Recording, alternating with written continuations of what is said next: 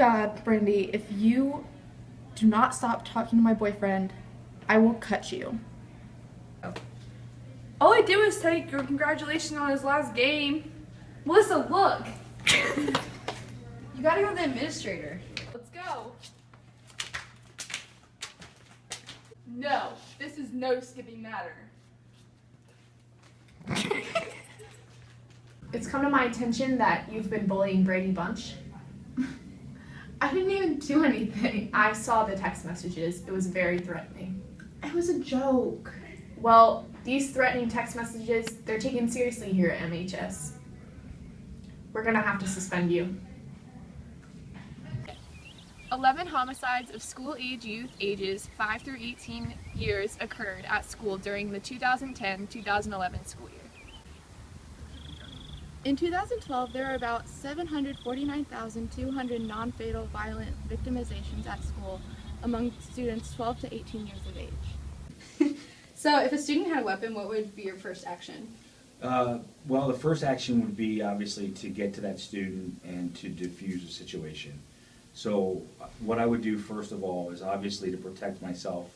If they had a weapon, let's say they had a handgun, I would draw my handgun in competition, I guess, if that's a better, to show that my level of force is the same as what theirs would be. So I would tell them, then I would order them to drop the weapon and get on the ground. So procedurally, that's kind of like what we would do. Unfortunately, the outcome could be different. If they don't heed the commands, then at that point, being in a school setting like this, then I have the availability of using whatever force I decide is necessary.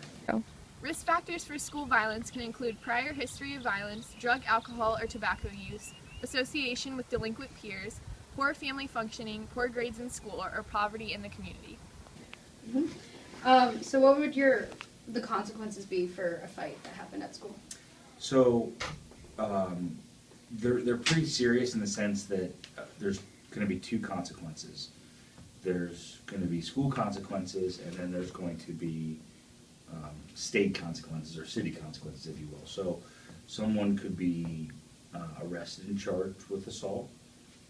Whether they're physically taken to jail is kind of a discretionary thing, depending on how full the jail is, how serious the fight is, things of that nature. But there's going to be consequences on both sides. So you're going to, school side, you're looking at, I believe it's like at least 5 days suspension.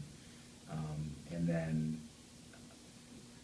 being charged with assault at a juvenile level is more about reform. It's not about kind of the adult side where you could go to jail for 6 months and receive a $1,000 fine. Now that could happen in juvenile court, but again, more about reforming actions, saying, hey, you did wrong, so you probably would go on probation and be drug tested and all these things that aren't fun. Yeah. You know what I mean? Yeah. So that pretty much covers that. Yeah.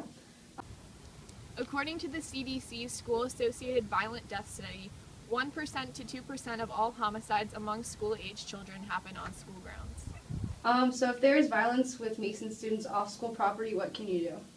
Well, obviously, if let's say someone's a victim, they should call the police and start there, have their district car, wherever they live, come out and make the report. As it pertains to like a school resource officer, it kind of shifts away from me to more the district officer. So, but it needs to be reported whether you're being bullied or whether you're being threatened, or with the electronics these days, there's all different types of forms that it can come across in. So if somebody's threatening you, that's a crime as well. So they don't have to actually cause physical harm to be considered assault or menacing. If your brother chases you around the house trying to hurt you, that could be considered assault. But like if it happens on a school bus, it would be considered a school issue. Mm-hmm. So you would have not only the school issue again, but you would have the wherever the jurisdiction fell into. So if you're on a bus trip to Columbus and there was a fight, it would be a school issue. If they wanted to make it a police issue, they could.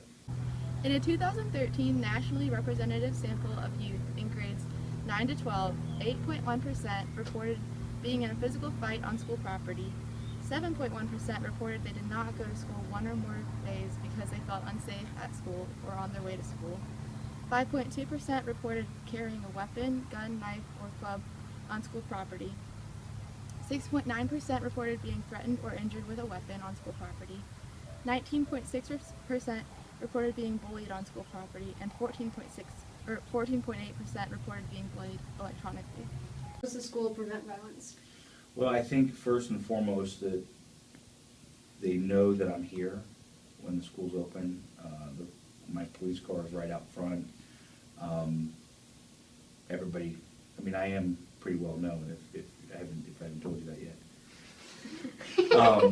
But I think that, preventive is that we have a partnership with our students, and I think you can't prevent everything, but we, are on top of a lot of situations. So if someone calls the Safe Schools hotline or what have you, or if we get wind of something that may happen, we step in and prevent it. A lot of times that's how it happens, but other times when lunch is getting out and it happens, sure. So you do the best that you can and hope that it doesn't happen, but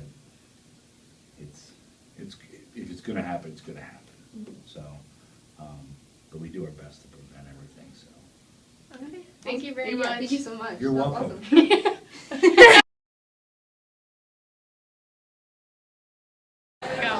Yes, because I have all kinds of great friends who got my back in case somebody tries to beat me up. Yeah, I think Mason's a pretty safe school. I mean, they have doors that automatically lock and stuff, and security officers. I mean, Good. are you gonna do it?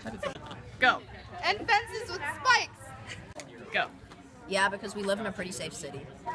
I think Mason's still a safe school with everything that's been going on, even if there's bomb threats and stuff like that. It's still a safe school. There's people in the school that's in charge of that stuff, so I still think this is Go. Mason is a safe school because our staff members really care about us as individuals, and on top of that, we have a great security system, and there's somebody always watching us. Ooh, that's pretty cool. Oh, Samuel!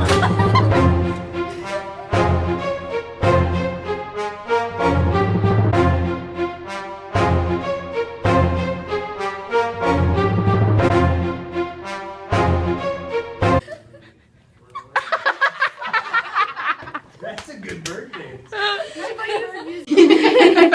Yeah, then I stopped Are it you after. getting my good side? can you hold it on a downward angle?